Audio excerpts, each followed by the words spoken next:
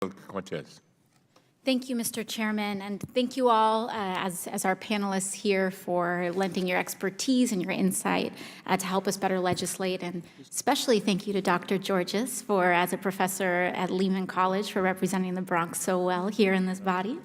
I have a question. I wanted to continue a little bit on my colleague from California's line of questioning about public investment in research and development. I guess you would say that this is, would it be correct, Dr. Kesselheim, to characterize the NIH money that is being used in development and research as an early investment? Yes. So the public is acting as an early investor in the production of these drugs. Is the public receiving any sort of direct return on that investment from the highly profitable drugs that are developed from that research?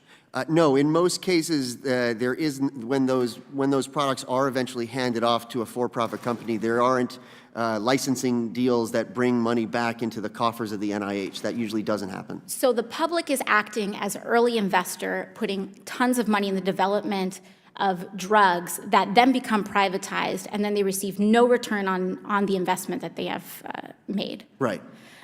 Dr. Anderson, I have a question. Since you study comparative insurance systems, are there models where the public does receive returns on investments in other insurance models across the world? There are a few, but they're relatively uncommon. Mm-hmm. And how does that tend to work? So essentially, if the places at the UK or someplace like that have invested money in it, they will get some rate of return on those investments. But again, it's relatively uncommon. Mm-hmm.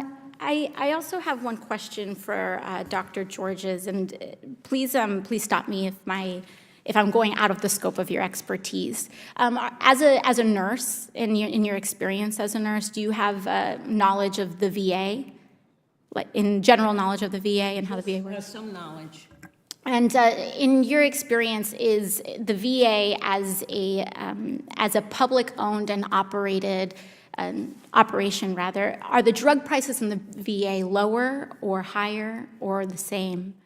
Well, that I as what can't we see in speak to. I general. don't have that kind So- of knowledge. They tend to be much lower So than in other places in the So they tend- about 31% lower than what Medicare pays. So the VA tends to be lower. And can you explain why, anyone on the panel, why that is? So, well, in part because the VA gets some automatic statutory rebates based on the drugs that it buys, but also because the VA negotiates on behalf of all of the members of the VA and is able to use its marketing power to try to negotiate that.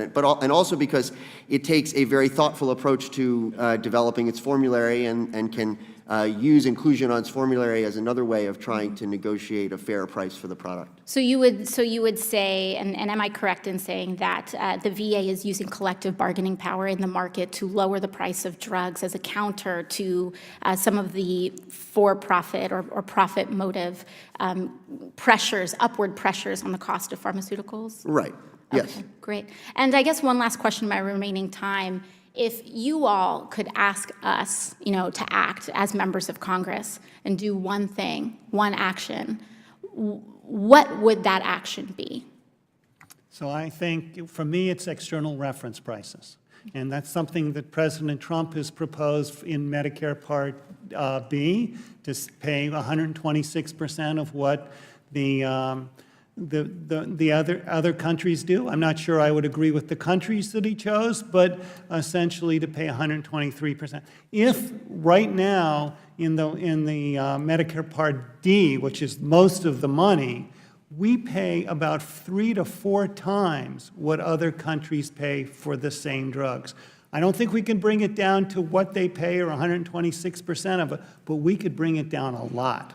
I tend to think external reference pricing is not a good idea, and I think that what we should do is actually get our own house in order and negotiate and try to evaluate the value and comparative and cost effectiveness of drugs better in the U.S. and try to determine what the right price is for U.S. patients rather than relying on what the prices are in other countries. But if I could say one thing that we could do, I think it would be to, again, try to develop a system where the government could try to identify what the fair price is for a drug and what are reasonable prices for the drug based on the value that the drug provides to patients, and then use that to negotiate with the pharmaceutical manufacturer to try to get a more effective price that we provide.